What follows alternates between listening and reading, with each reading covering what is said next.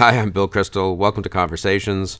I'm very pleased to be joined today by my friend and colleague, Christopher Caldwell, one of the leading journalists of his generation. Not just a journalist, a man of letters, surely, at least. Or person of letters, I should say, right? Who's written, we've been at the Weekly Standard for since the beginning, for 2 decades, written on Europe primarily, which is what we're going to talk about today, and the author of an excellent book on Europe, Reflections on the Revolution in Europe, which came out, 6-7 years ago, 2009. Just about, yeah. And then, but also has written widely on so many topics: American politics, Bob Dylan, William Butler Yeats, right? Many fine essay. Philip Larkin, a great favorite of both of ours. But let's talk about Europe. So you've really focused on that. Well, really for a long time, right? I mean, about 20 years or so, I think. Yeah, I would say so. But you made a comment to me before we got sat down here about.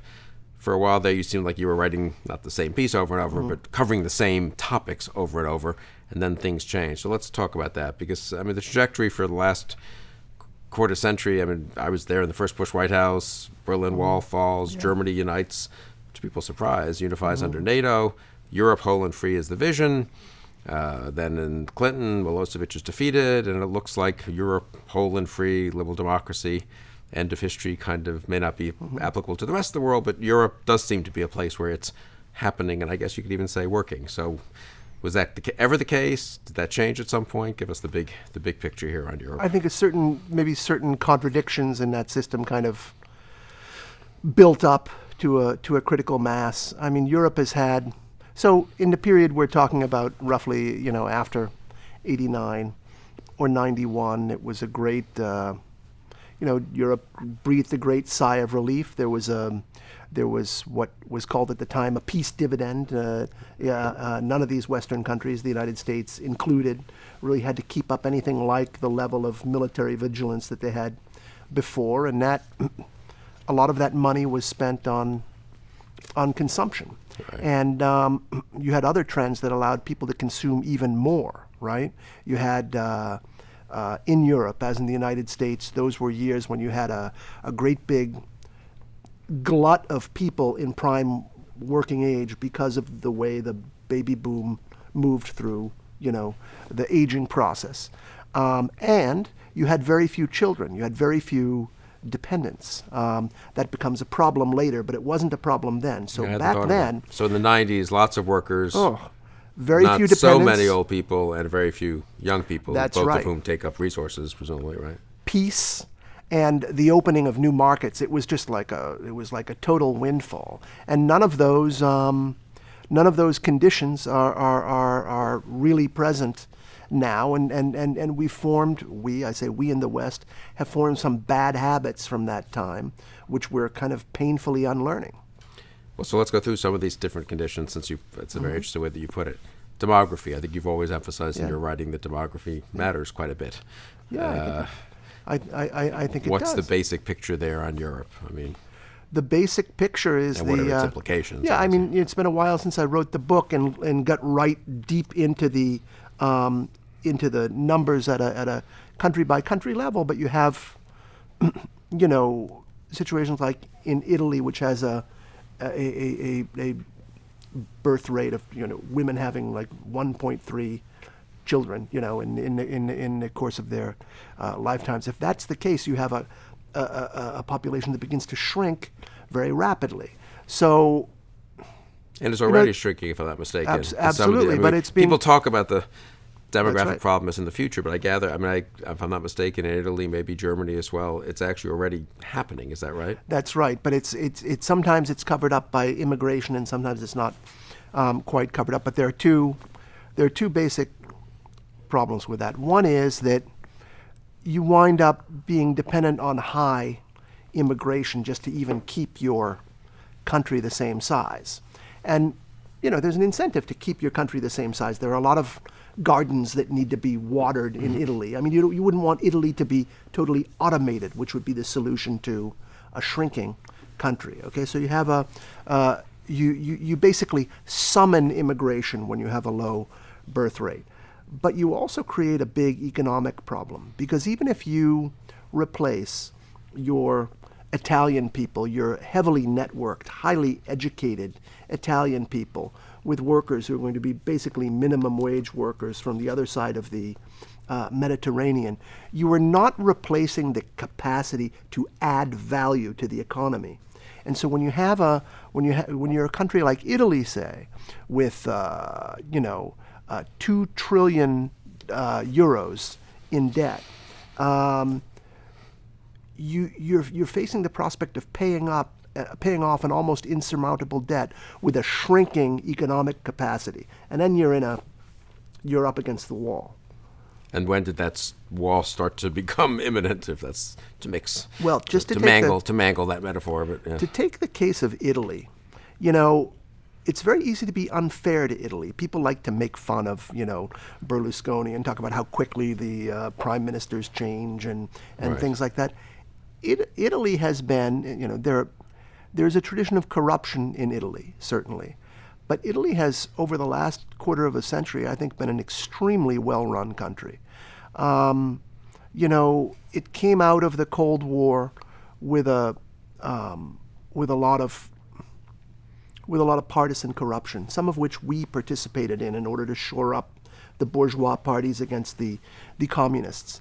And then, once the Cold War ended, that corruption was intolerable to Italians, and they destroyed the party system. The result was Berlusconi, a kind of clownish person in a way. But, if you look at the job, Berlusconi inherited a lot of debt.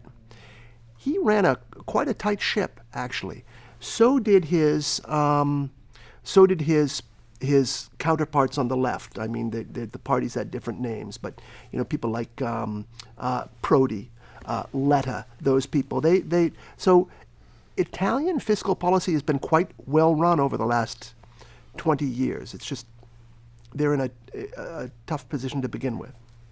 And the welfare state, I mean, is that, so when you think about Europe, I think at least about the demographic issue, then I think they've got a big welfare state. Is that, how much of a problem is that? How much is that coming home to roost, or is that overstated by Americans or by American conservatives? No, it wasn't as an abstract problem. It was not overstated, but they have been shrinking it. I mean, there was the spectacular example was Germany's reforms carried out by Gerhard Schröder a little over a decade ago, which really are what positioned Germany to be the exporting powerhouse that it now is. They basically limited the number of weeks you could be on unemployment, and they facilitated lower wage jobs. I mean, it's a very tight ship that they run there. It's a very austere government. Even Sweden's welfare state is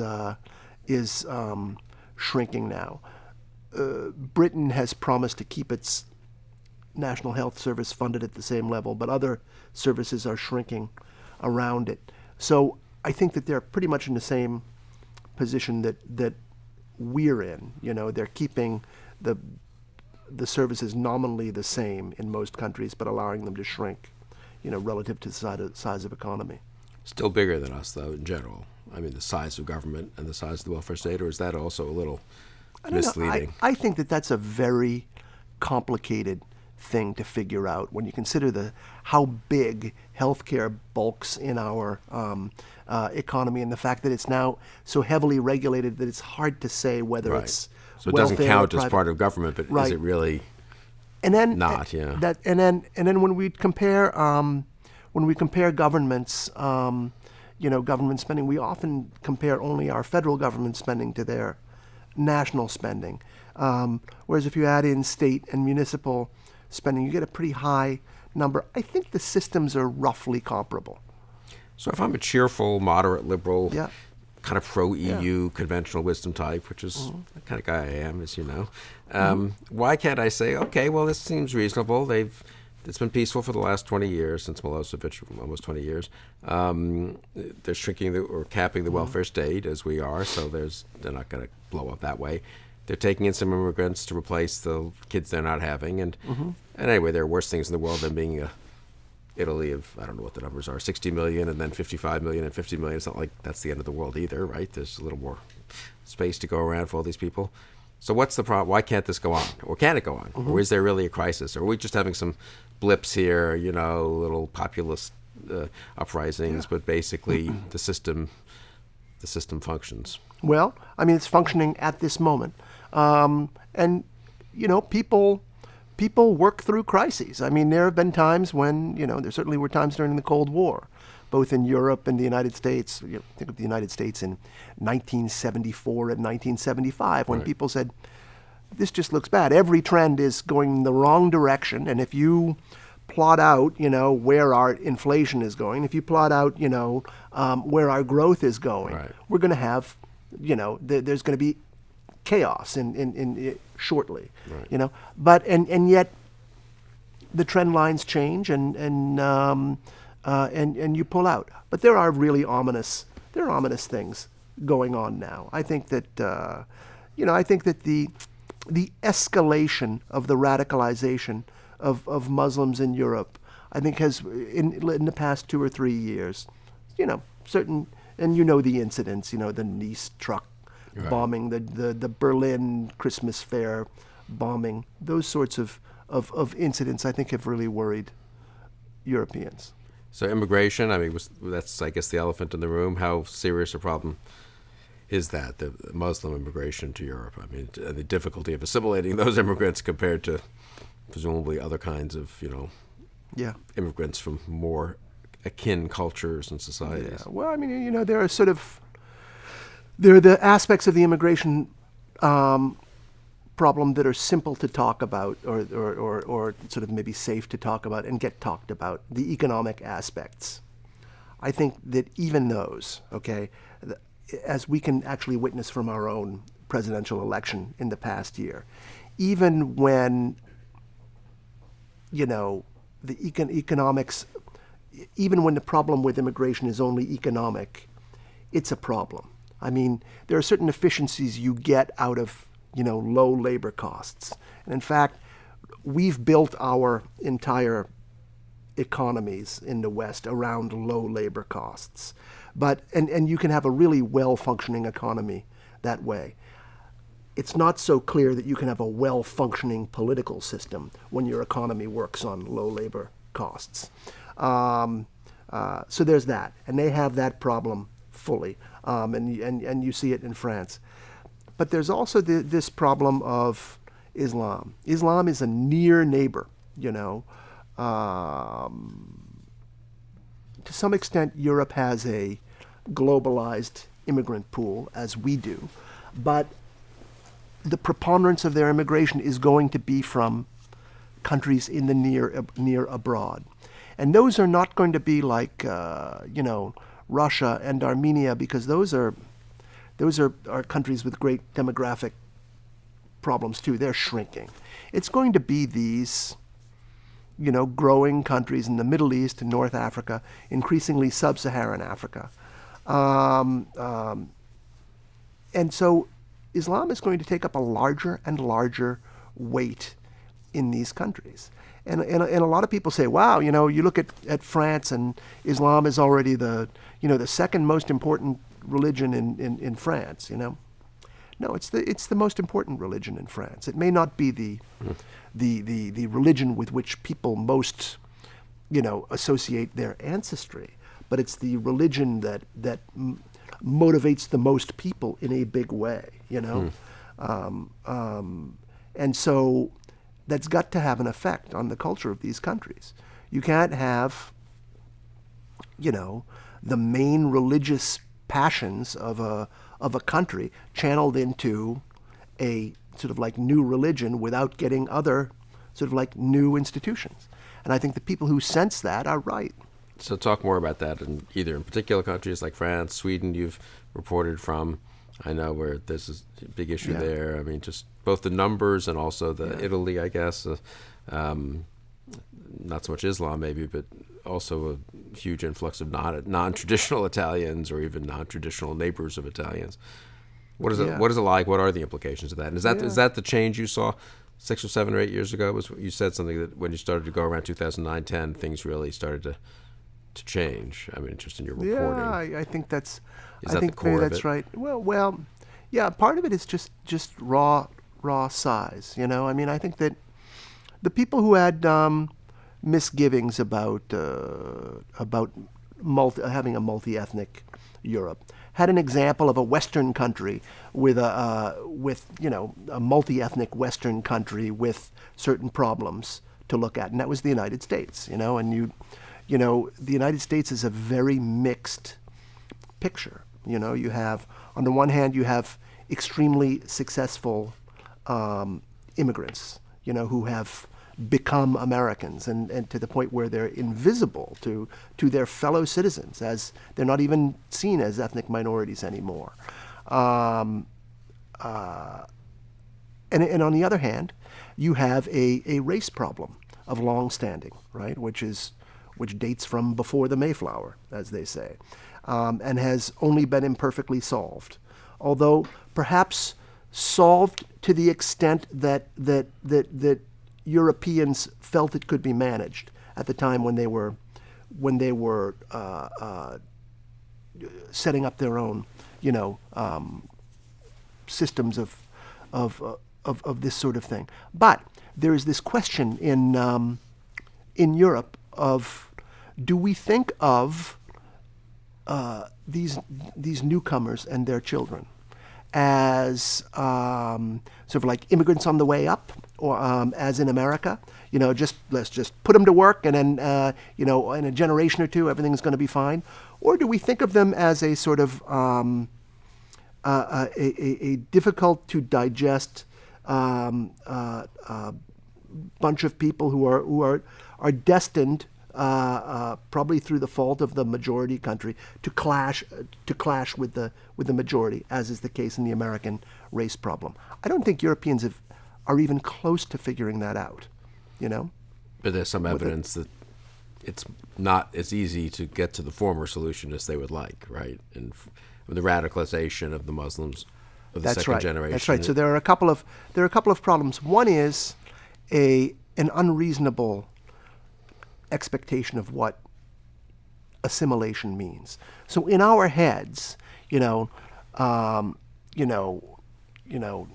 Paddy O'Reilly, it has a very Irish name, and he's our friend, and he lives on our street. And in fact, his great-great-great-great-grandfather, Paddy O'Reilly, came in 1850. And he was really different, and he didn't speak English, but now Paddy is just the same person as you and me. We forget that process of turning Paddy into just like you and me, it took a while. And I think that most people think that it's probably about 3 generations before you get someone who's seamlessly a member of the same country, and that sort of similarity, I think, is necessary, or let's say Europeans perceive that kind of similarity as more necessary than Americans tend to.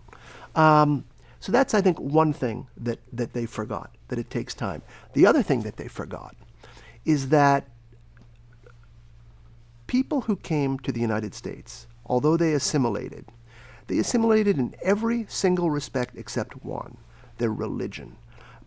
Most Americans don't change their religion, despite, revivalism and things like that. Most Americans have the religion of their great-great-grandparents.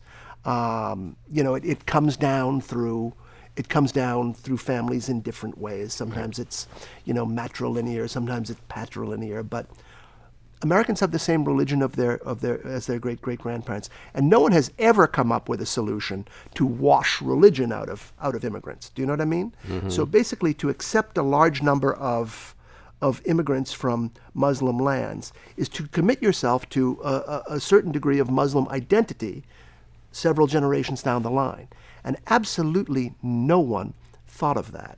And I think that it's because Islam did not really have a political expression in the years when the European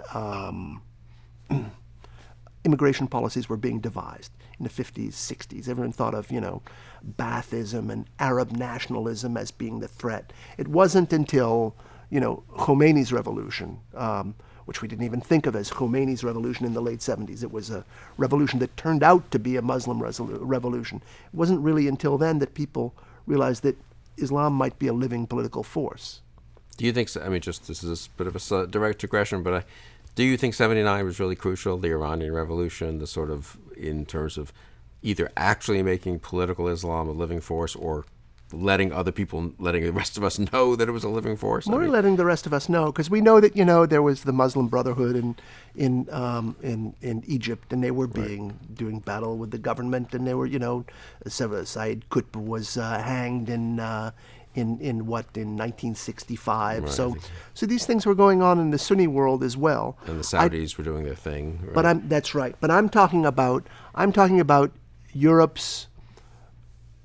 I'm talking about Europe's realization of this. What I'm saying is that at the time when they were, assessing the opportunities and risks of accepting a large number of Muslims from the other side of the Mediterranean, Islam didn't really play a big role in their deliberations. And how has that played out in your judgment? I mean, so they came in and more came in. Yeah. And now, 10% of France is Muslim or something like that? It's hard to tell. Yeah. But Sweden, I think, is something similar, maybe. Okay, so Sweden's a very interesting. Yeah, talk about Sweden. Case. I mean, Sweden. It's been a while since I've been in Sweden, so I don't. Again, my numbers are not totally up to date, but I think a basic problem with the immigration in Sweden is the way it interacted with their housing policy.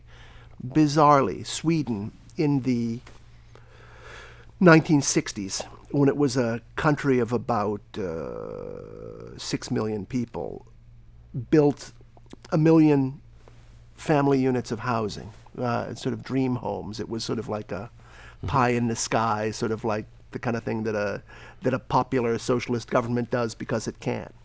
And some people, and they were generally satellite communities outside. They were utopian kind of things, far away from inner cities, and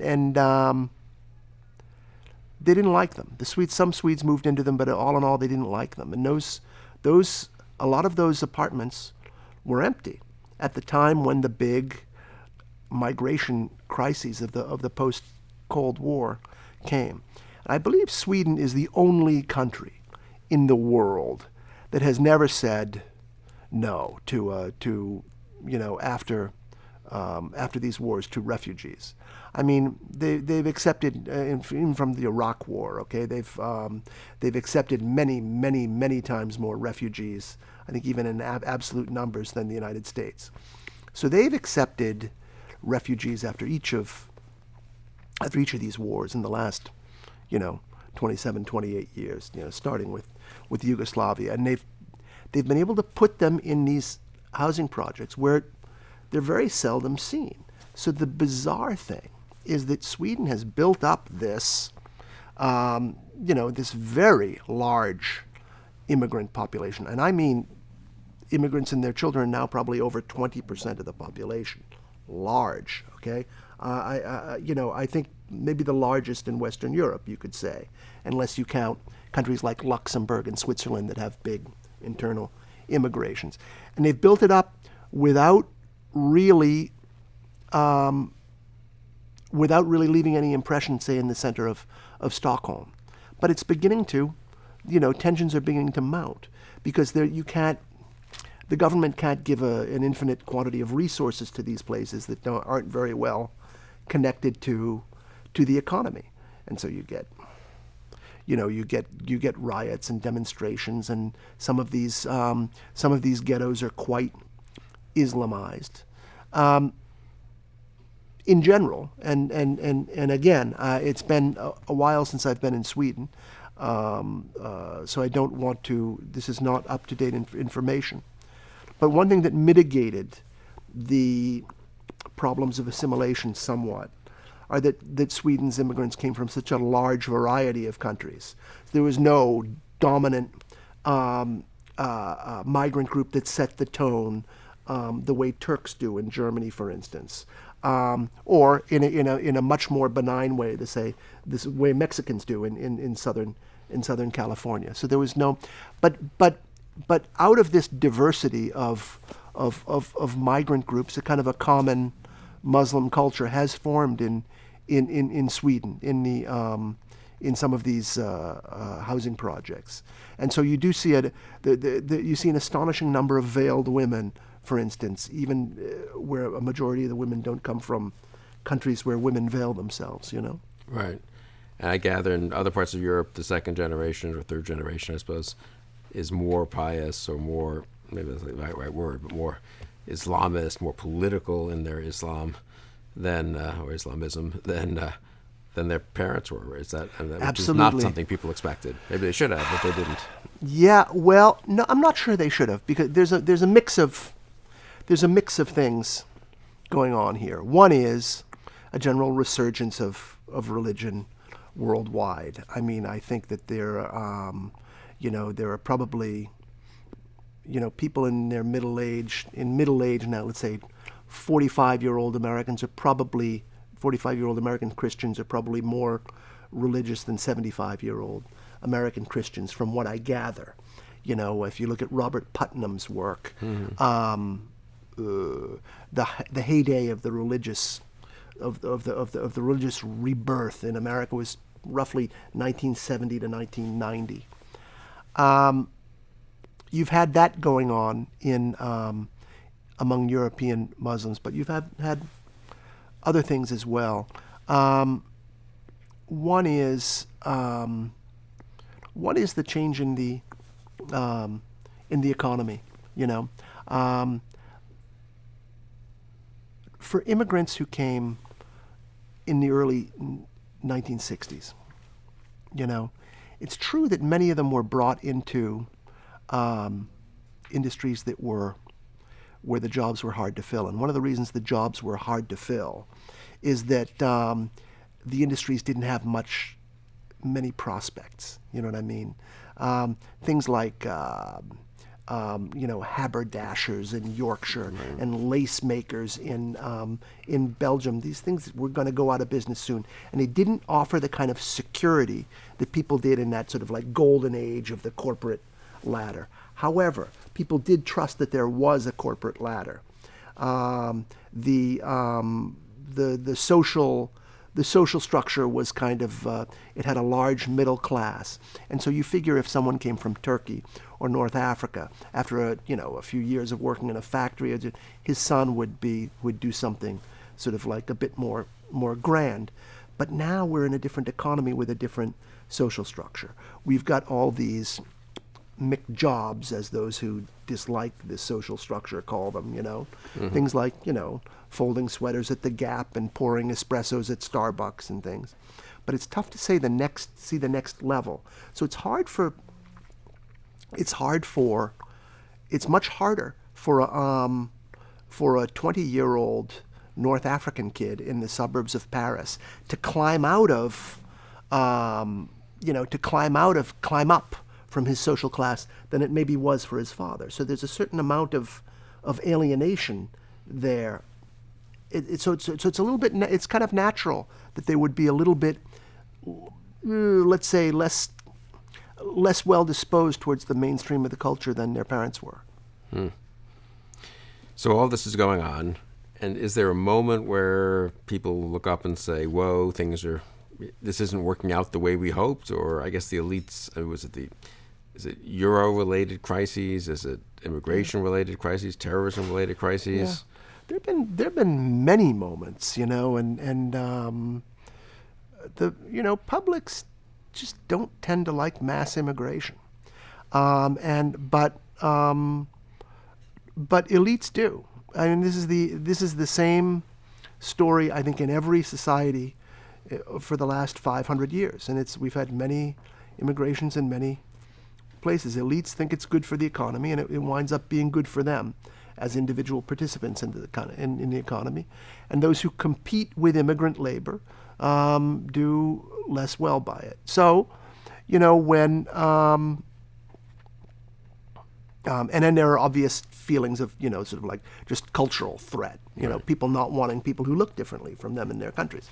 So, I mean, the first would be around the mid-1960s. You had, Enoch Powell saying, the week after Martin Luther King was shot and American cities blew up, the thing he warned was there will be many Washingtons in England. That was his warning. And he received several 100,000 letters, and they were all positive. The people loved it, and he was thrown out of the Tory party for it, he was thrown out of the leadership for it, and nothing happened. And in the late 1970s, there was another demand on the continent for late 70s, early 80s for much tighter immigrant enforcement under Giscard, actually, under Valéry Giscard d'Estaing in France, and a plan to freeze in migration and to repatriate lots of, like, the past generation of workers was put in place, and there were financial incentives and put in place, and a lot of people took the money and went to Algeria and came back. I mean, basically, there was a deeper logic to the immigration, right? That there's sort of like it overwhelmed anything the government could say about it without a great exercise of will. It's pretty much the same thing happening a decade before our own Immigration Reform and Control Act of 1986. Very similar thing. We've let in too many immigrants, which is fine. The ones who want to stay can stay, but it's got to stop here, they said.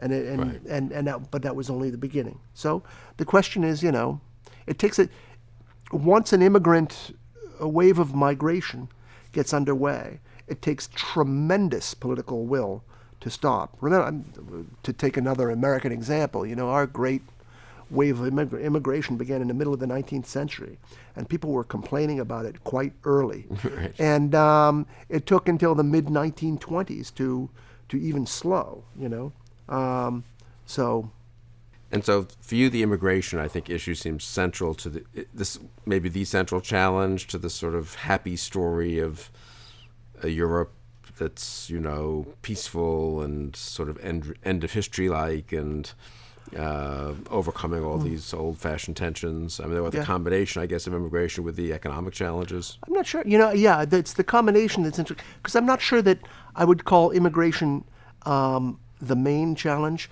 but it's an aspect of all of the challenges. It's a window through which you can see everything. It's like a metonym, maybe. So yes, it's central. It is the big. You can't talk about controlling immigration without talking about the nature of the globalized economy, and you can't talk about it without talking about European borders and therefore the European Union project. So it's really a beautiful. It gives you a beautifully holistic view of what's going on. And so to get us up towards the present, we haven't, let's just say on the European Union, which we hadn't mentioned yet, what about the European Union? I mean, how central is that as a question of the EU to Europe? Or is that almost, would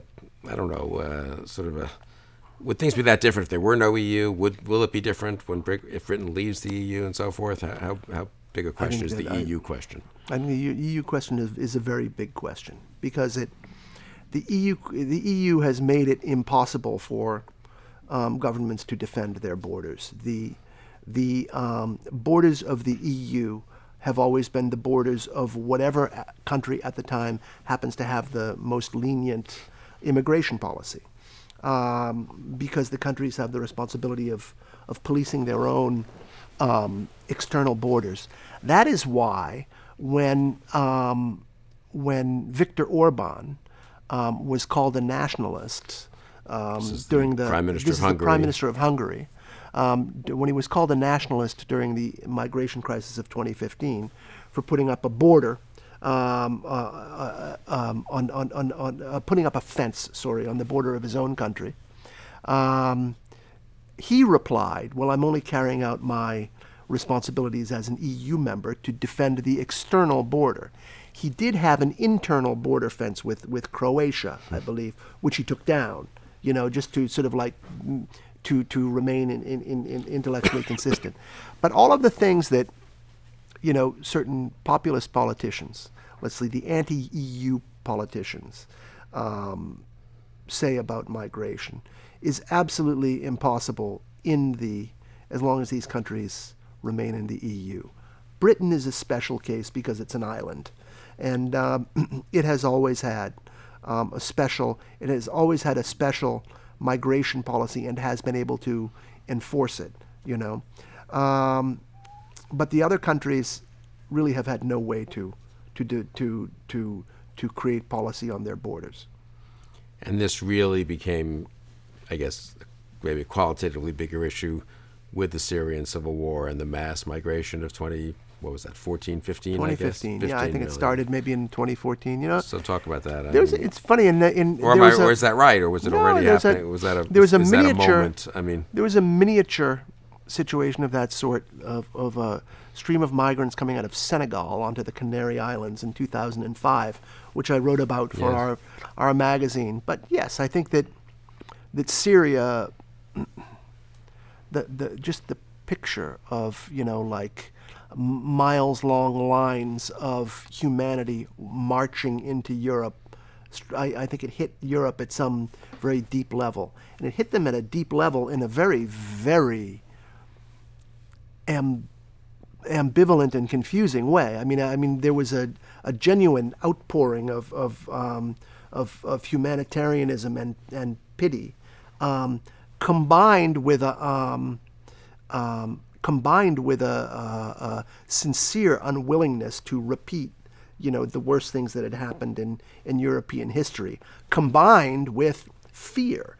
So it was a very uncomfortable. It was a very uncomfortable moment. And I think that Angela Merkel chose to take the lead. And she took the lead by silencing the voice of fear. Okay? She said, we're not going to worry about the fear. We're just going to worry about behaving in ways that we won't be ashamed of in front of our grandchildren, And I think that it proved, her welcome to those migrants proved intolerable, actually, to her own people. And that's why it stopped. So I think that so let's just walk through the history here for people who don't. It's sort of a blur for a lot of us. Yeah. So there are these tons of humanity. Masses of humanity on the borders of Europe. Yeah. And they're not really on the borders of Germany. They're on the borders of Hungary and Greece and Croatia and Slovenia and various places. Right? I don't know the geography well enough even to know quite where they were. But somehow, why is Merkel the central figure? She was clearly, right? She says because Germany sort of sets the. No, it's not just that. It's that she said that she said in the summer of 2015 that Europe needed to have a heart and and welcome some of these people, and that Germany certainly had room for, I believe the number she said was 600,000 of them. And they all made a beeline for Germany. So Germany will take in these hundreds of thousands. Yeah. That was the way they understood anyone can go to Germany now.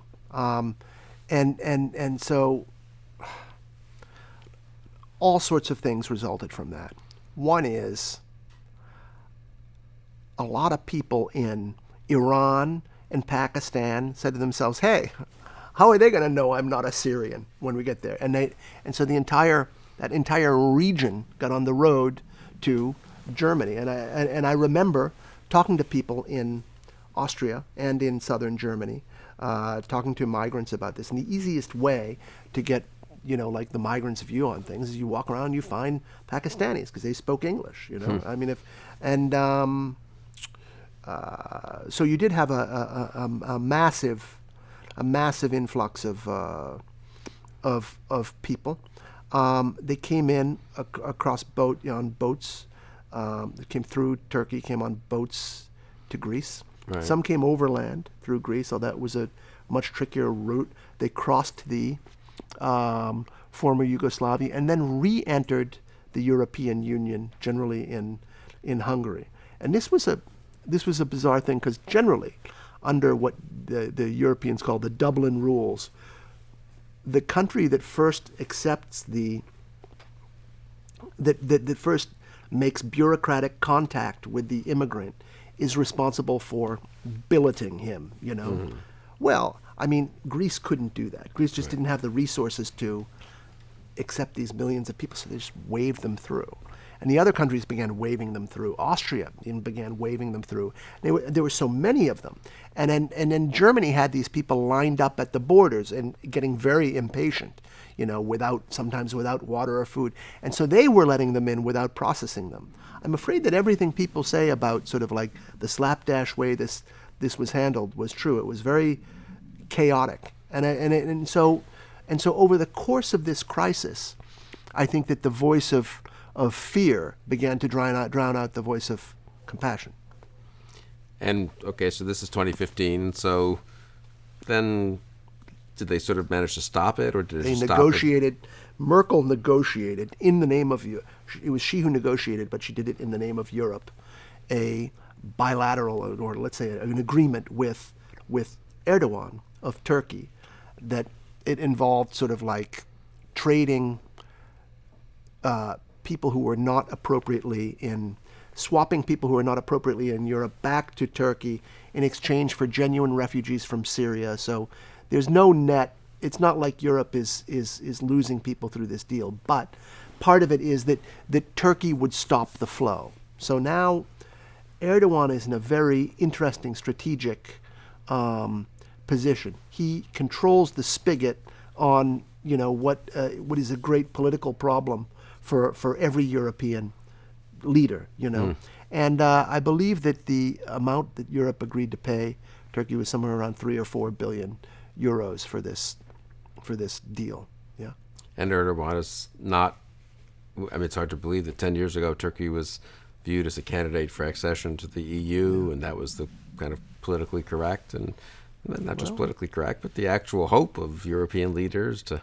It was always a very weird thing. I mean, I think that one reason that there are a number of reasons Europeans said Turkey was a candidate, but I think the main reason they said it was that they thought there was little chance of it actually becoming a candidate. Right.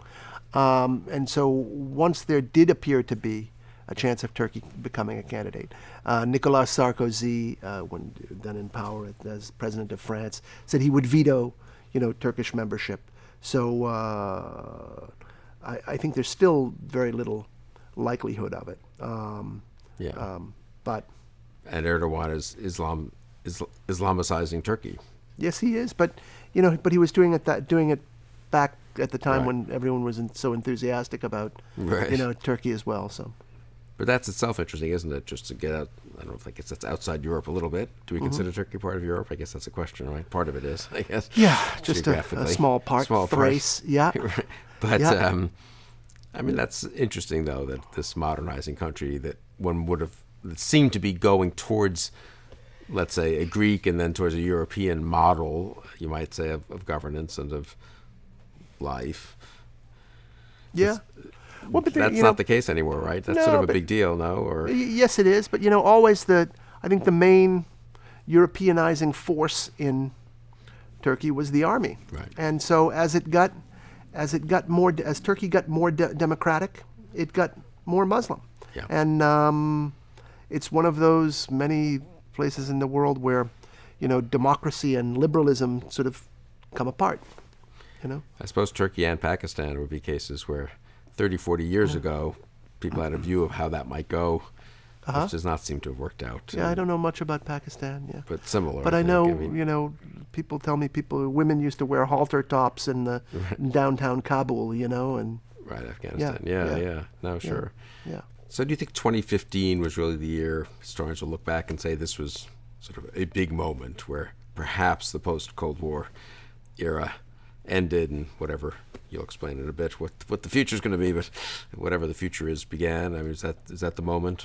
Yes, there were a few things leading up to it. I think that the other candidate for it is 2008 and the finance crash, when the whole Western economy proved to be sort of like unsustainable under the sort of like funding mechanisms it had, and it's that found its particular expression in 2010 in Europe. Its particular expression was 2010 in the Greek euro crisis. But I do think that 2015 was the year when the difficulties with Europe, and particularly with the EU, came onto everyone's TV screens, and everyone was talking about them, and that's why the year after, 2016, turned into the year of populism. So that's interesting. So 2008, the financial crisis leads to the Greek crisis, and I guess many crises in Spain and elsewhere, right, in terms of just economics, really, and really raises big question marks about the sustainability, I guess, of the Eurozone and the amount of debt and the one currency and so forth. That seems to get managed by the elites temporarily, at least. I would say it gets managed for the elites temporarily. And when we talk about the Greek crisis, I think that most economists think that you have to distinguish between when you're talking about the system and when you're talking about Greece. I mean, it would be much better for Europe if Greece stayed in the Eurozone. It would probably be much better for Greece after an initial period of adjustment if it pulled out of the Eurozone, because you have a situation where basically the Greek part of the euro is overvalued, and they can export nothing except tourism now, basically. Right. And they're very high unemployment. They have youth unemployment in it's at some preposterous level. It's over 30%. Spain has the same type of economy, and that's just the normal economy, and it's been that way for about a decade, and there doesn't seem to be a way to shift people out of it. So there's something misdesigned at the heart of this project. And so that creates obviously potential for radical parties on the left and the right. And then you add on the migration crisis in 2015, and really full-bore populism we get in 2016, right? Across the whole continent, really. Right. And in Britain, I guess. Yeah, that's right. I mean, again, something like the National Front in France has always been there. Let's say it's been there since the 1960s. For the past 2 or 3 decades, it's had just a general level of about 15% in the population, and the other two parties have used it. The two mainstream parties have used it to shut them out. But now the National Front is somewhat higher than that. It seems very likely to get into the second round of the French elections this spring. It's the party of 40% of young people, that's people amazing, under 30. It's attracting young people. Yes. Yeah. So it's different. It's different in a difference in quantity becomes a difference in quality. And Brexit, the British exit from the EU, doesn't happen, I suppose, without the crisis of 2015, without the migrant crisis. I would say that's right. I mean, I think that the one issue, in Brexit that kept coming up was migration. And I think that the people who argued that Britain should remain in the European Union said, well, look, Britain's being in the European Union is not causing it to take a lot of these refugees. Most of these people aren't coming to Britain, which was true, but people just felt it. People felt that they were out of control of their borders. And I think that was indeed decisive for Brexit. And do you think Brexit is a big deal going forward, or Britain wasn't in the Eurozone anyway, so do they just have some renegotiation and life looks the same in 2025 in Britain as it did in 2015? And there's still a ton of French citizens working in the city, and a lot of Poles and East Europeans working in restaurants. And I don't think it makes a big practical deal with those people who are in Britain, but I think that as an example, as a breach in the sort of wall of inevitability that was constructed around the European Union, it's hugely important. I'm not sure Trump would have happened without Brexit. I mean, it gave people a sense of possibilities, and I think one of the things that utopians such as the builders of the European Union most need to do is to extinguish the sense that there are alternatives, which I think they had very successfully done for many years. So I think that Brexit has an extraordinary psychological impact on all these European countries. And so do other countries follow that path, or is there a reassertion of sovereignty, do you think? Yes, but the contrary example is we just had an election in the Netherlands where Geert Wilders, the populist candidate, argued very strongly that only he could defend the Dutch borders, and although he was polling very strongly over the winter, looked clearly like he would be the largest party. He was defeated, and he fell well short of expectations. And why was that? Well, this is a sort of a complicated thing, and I think it has a lot to do with Donald Trump. People in the Netherlands tend to look at the first few weeks of Trump as a sign that the populism might not be workable. I think that this is probably more a reflection of the news sources that they draw from than it is of Trump's actual performance.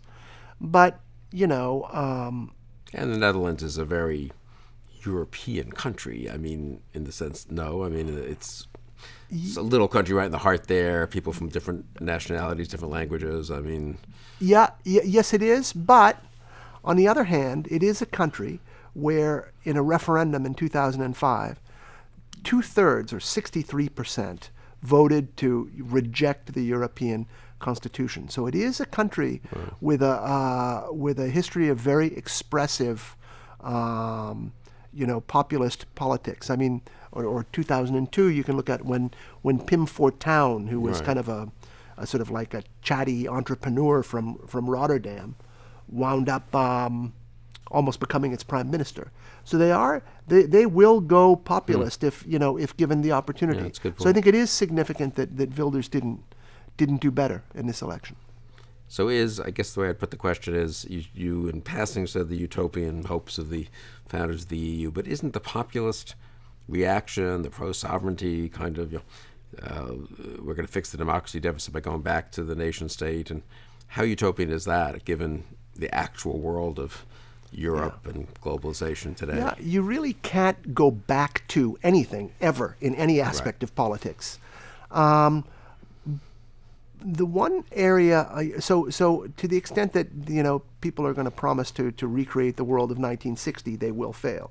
But the thing that populists can win on is saying, look, the system you set up does not have much of a voice for the more modest people in society, and you can certainly see the consequences of that in what's happening to wages and in one way, and what's happening to free speech in another way. So that, I think, is the populist message that wins in certain places. And where do you think it goes? What are the scenarios for the next 2, 5, 10 years? I mean, I'd say the conventional wisdom is still somewhat dismissive of an alternative to kind of the EU, the progress of the EU, the kind of liberal scenario. Yeah. I mean, I think that the conventional wisdom is always that things will go on as they're going, just because there are so many. If things are not going to go on as they're going, then it splinters into many alternatives, right? Right. So hard. Yeah. So, and also because they want it to go that way, as you say, and so much of the project depends on a sense of, what is their metaphor? The bicycle. You have to keep bicycling. If we stop, it'll fall over. And so there's a sort of real built-in desire and wish and belief in the importance of saying that it's going to keep going this way. Right? Yeah. I sometimes worry, on the one hand, the key factor is there really is a class division. The European Union is an elite project. These populist movements are demotic movements. And so when you look at Europe from no matter what angle, the myth-making, the storytelling, the day-to-day narrative is always really positive. So you've got this big populist thing because it makes itself felt at the ballot box. But it's it's always invisible culturally. So it's very hard to read. We've got the same thing. We've got the same thing here. I don't. The thing I was about to say about Trump is okay. So, and we're now in late March, but of course the New York Times and the Washington Post say Trump is failing, but that's just because that's what they've been saying all along. And I think that the position now is just essentially what it was 2 weeks before the elections in November. I mean, the people who like Trump, and the people who don't. But the people who don't like Trump, you read them, every morning and evening, and you see them on the news every night. The people who do like Trump are somewhat invisible. I'm using an American sort of like metaphor just to explain what I think is happening in Europe. The thing I worry about in Europe is that there is a logic of escalation in some of this. That the people whose voices aren't heard have to do things to make their voices heard. Do you know what I mean? They'll have to, like demonstrate and that kind of thing. And so I worry that some of these conflicts that are now expressed in terms of just kind of distaste and like online snark will become much more real conflicts. Yeah, I guess it would be like, as in the 30s, we had our populism of the right and left, but it wasn't really comparable to the populism in Europe of the right and left. I mean, it was like a pale and much more civilized and milder imitation, you might say, of the I mean, the question is Europe. So Trump might be the much milder version of what we're going to see or are seeing of Le Pen or. But there's always the question of whether an accident could have taken it into a different, more malign or benign turn. I mean, if Huey Long had lived, or if you read, Philip Roth's novels, I mean, things can happen that make innocent seeming things dangerous and dangerous seeming things innocent. Yeah, well, I'm a big believer in the contingency of history, so I'm glad we should establish it. Having said that, you should now walk us through sort of some scenarios here. I mean, what? Okay, so there's one that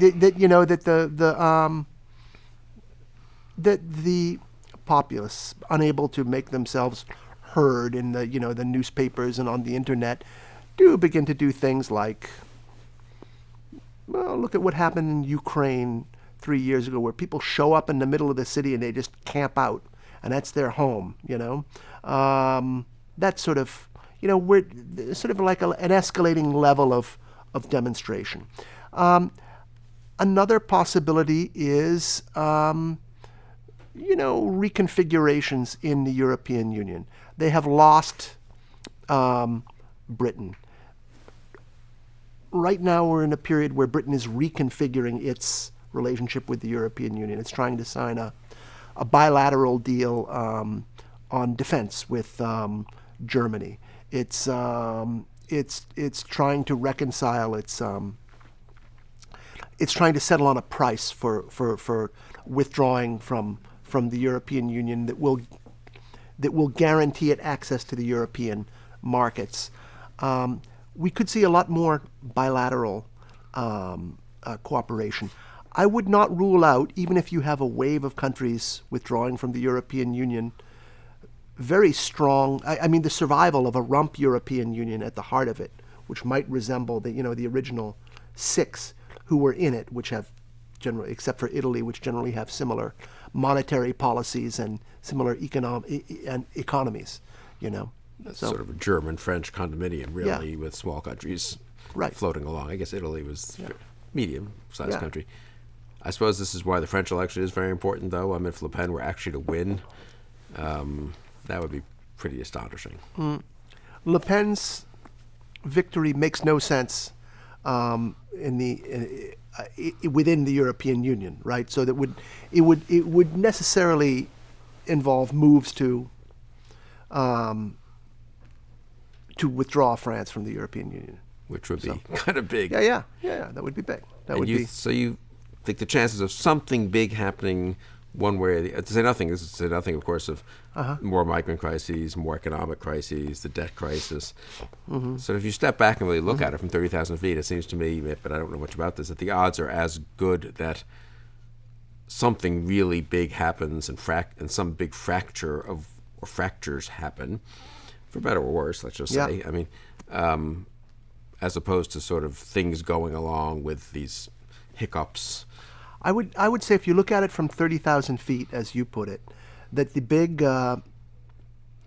issue in Europe is its weakness, economic, demographic, and military, and that, geostrategy abhors a vacuum, and so I do think that there is a likelihood of a major lurch of some kind in the next decade or two.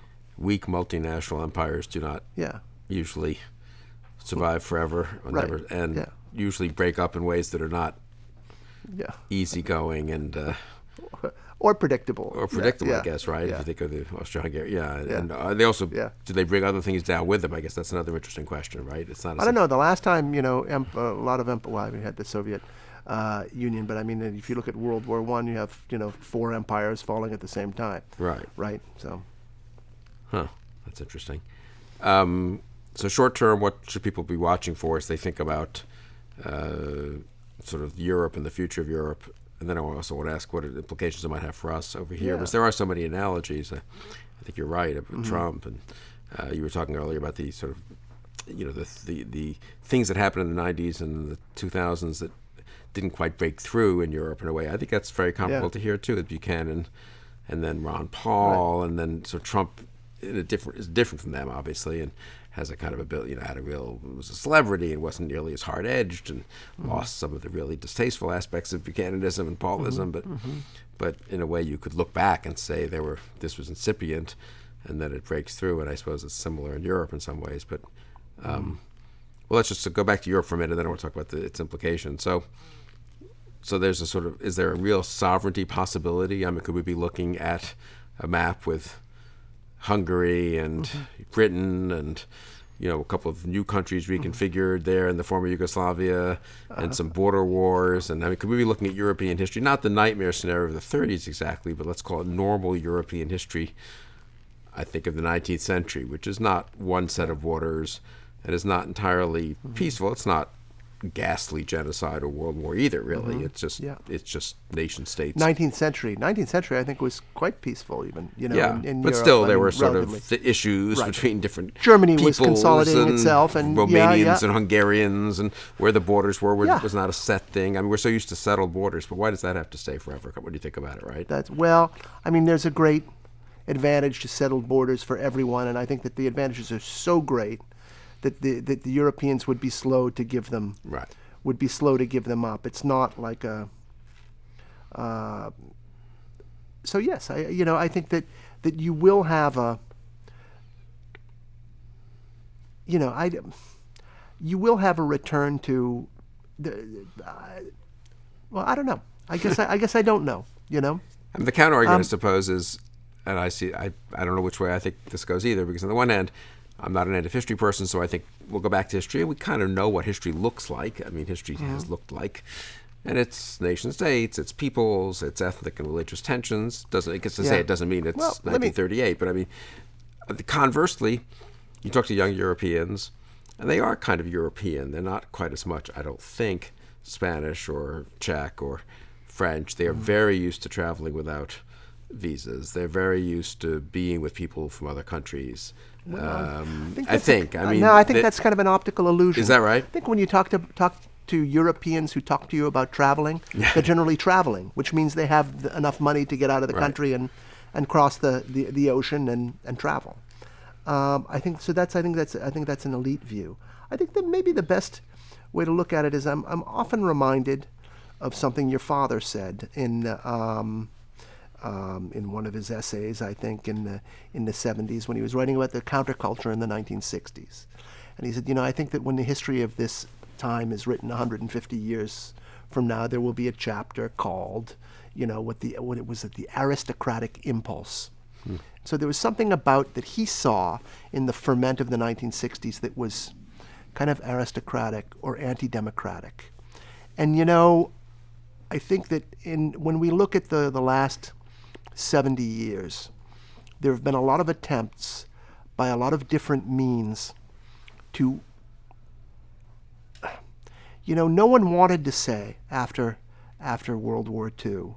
The problem was the people kind of got their way and they rose up and they're not really the best judges of what makes a stable or peaceful country. You know what I mean? There have been attempts over the last 70 years to insulate parts of our government and parts of our society from democracy. And I think that you certainly see it in the increasing role of the Supreme Court here. And I think that the European Union is an example par excellence. Right. And so a lot, to some extent, that, in ways that move was vindicated. There are a lot of rights for people who didn't have them before. But you wind up with, a lot of the problems when you have a less democratic system of rule. When the people don't get to sort of like pound their fists on the table, they don't get as much. And so people have got poorer, and income inequality has grown. And so, in a way, what's being demanded now is people want sovereignty back. We've just been saying it's really hard to restore, the past in anything you do historically. But in a way, they do want they want a little bit of the claim to rule their own lives that they felt when they were like members of trade unions and consulted on things in the 1960s. I remember seeing a statistic. It was in one of Eric Zemmour's books that in the 1960s, 20% of members of the French National Assembly were working class. Now it's 1%. So that's the kind of thing I think that people are demanding. And so so my fuller answer to your question is, you may see demands for sovereignty. You may see, people carving off smaller places that they can rule and feel they are masters of, but you may not. This democracy movement, I think this populist movement is basically a democracy movement, and it may lose. And you may have, a situation in which elites maintain order with increasing difficulty or decreasing difficulty.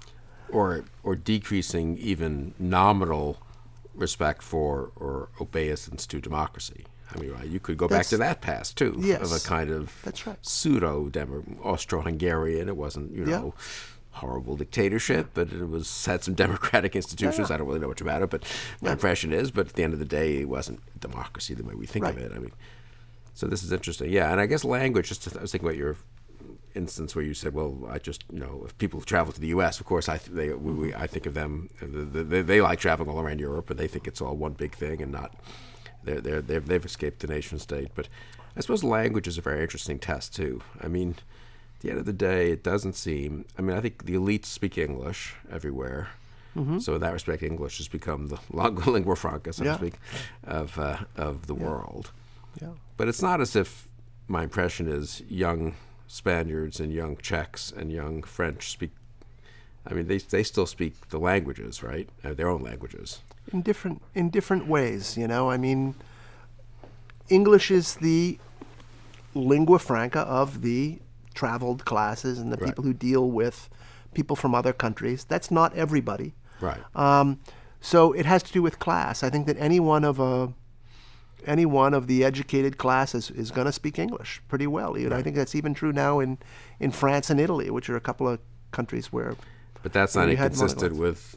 That was true in the 18th century. Obviously, they all spoke French, and it didn't stop them from fighting wars with each other, and leading to the development of. The elites all spoke French to each other and could speak French to each other, and everyone else went about becoming more nationalist. You know what I mean? That would be an interesting. So basically, this picture is, which may or may not happen, would be a return of class, you've said, in a way, or class consciousness, a return of the nation state and sort of sovereignty. Maybe ethnicity too, let's call it, maybe religious differences. It really is back to history in spades, right? Everything we read about when we were in college as being sort of 19th or early 20th century. Class, religion, religion was fading, but religion maybe back further. Yeah. Nation state, nationalism. Yes, but they're back in different ways. I mean, Right. so class is back. I mean, I think class is a real fact of our information economy. I think that the prospects of, the people who go to sort of like Ivy League universities and the people who live in even people who go to good schools in decaying industrial cities in the Midwest, I think the gap between their prospects is probably wider than it was 50 years ago. That's just an anecdotal thing, but I do think that there is a great deal of truth about the social schism that people talk about. So class is back. A return of the nation state. Some of the nation states are returning, but the question is, are they returning with all their prerogatives? Right. I mean, even when Donald Trump says America first, you can see that there are certain areas in which he's keen not to be seen to offend.